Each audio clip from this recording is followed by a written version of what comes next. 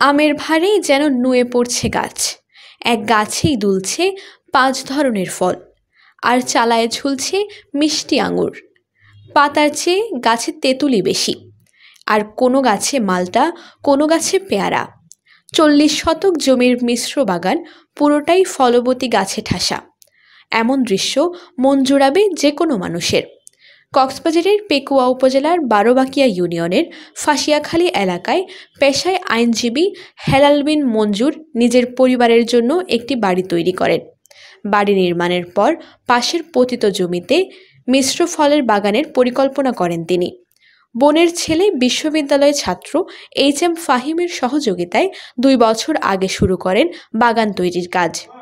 এখন এ বাগানে আছে দেশি বিদেশি নানান জাতের ফলদ ও ঔষধি 2 শতাধিক গাছ। এতে পরিবারটির ফলের চাহিদা মিটছে, আর কীটনাশক মুক্ত ফল খেতে পেয়ে খুশি তারা। উদ্যোক্তা জানান, 3 লাখ টাকা ব্যয়ে গড়ে তোলা এ বাগান থেকে ইতিমধ্যে 3 লাখ টাকার ফল সংগ্রহ করা হয়েছে। আগামী মৌসুম থেকে লাভের মুখ দেখা যাবে। মিশ্র এ ফলের বাগানে রয়েছে 12 মাসি সহ 45 ধরনের আম গাছ।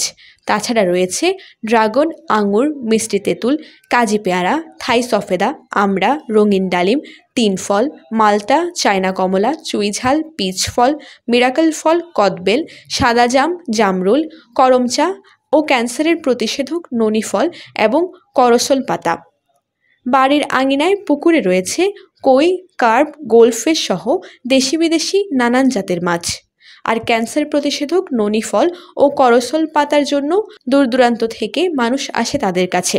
থেকে শুরু করে প্রায় 45 জাতের আম আছে। তাছাড়া এমনি ফিস ফল, কাঠসর পাতা, ড্রাগন, তারপর গুটি বেগুন থেকে শুরু করে এখানে ওই পারিবারিক সবজির চাহিদা মেটানোর জন্য পুদিনা, তারপর আরো ঔষধি গাছ সহ করে অনেক কিছু এখানে। আঙ্গুর, বিশেষ করে এখানে আঙ্গুরের চাষ করা হয়েছে এবারে।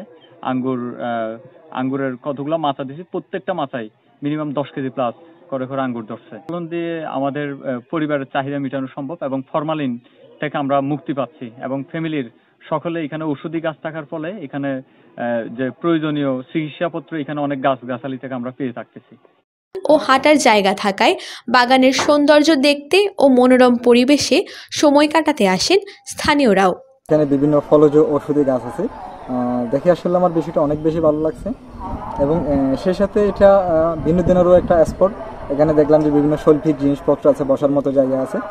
তো আমার যেটা ব্যক্তিগতভাবে মনে হয়, আমাদের অনেকেরই আসলে বাড়ির পাশে অনেক পতিত জমি থাকে। এই জমিগুলো যদি আমরা এইভাবে ছোটোখাটো বাগান করার চেষ্টা করি, এক্ষেত্রে হয়তো আমরা পারিবারিক ফলের চাহিদা মেটাতে পারবো। দেখতে ভালো, সুন্দর লাগে। এখানে প্রতিনিয়ত আমরা এখানে আসি। মিশ্র ফল বাগানের এই উদ্যোগ অনুকরণীয় বলছে কৃষি বিভাগের কর্মকর্তারা।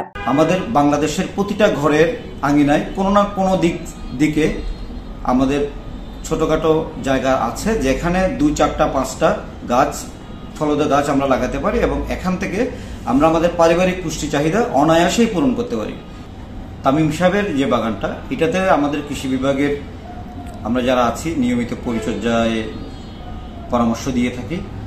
যা সব কারিগরি পরামর্শ আমরা দিই, ওনাকে যেটা দিই সেটা আমরা সবাইকেই দিতে চাই।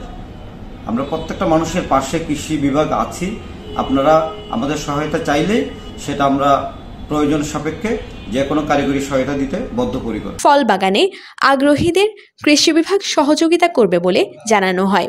তিনি এই এলাকার জন্য খুবই অনুকরণীয়। আশা করি আমাদের পেকুয়া উপজেলার কৃষকগণ তার এই ফল চাষকে উদ্বুদ্ধ হয়ে এই পেকুয়া উপজেলায় কৃষি ফল উৎপাদনের স্বয়ংসম্পূর্ণ অর্জন করবেন এবং পতিত জমির সঠিক ব্যবহার করবেন। আমাদের কৃষি বিভাগ আমাদের কৃষকদের সবসময় পাশে আছে। ফল উৎপাদনে বিশেষ করে কারিগরি পরামর্শ এবং আমাদের দপ্তর থেকে পরিচালিত নিয়মিত কার্যক্রমের অংশ হিসাবে প্রশিক্ষণ, তা আমরা আমাদের কৃষকদেরকে এই ফল চাষের ক্ষেত্রে উদ্বুদ্ধ করব।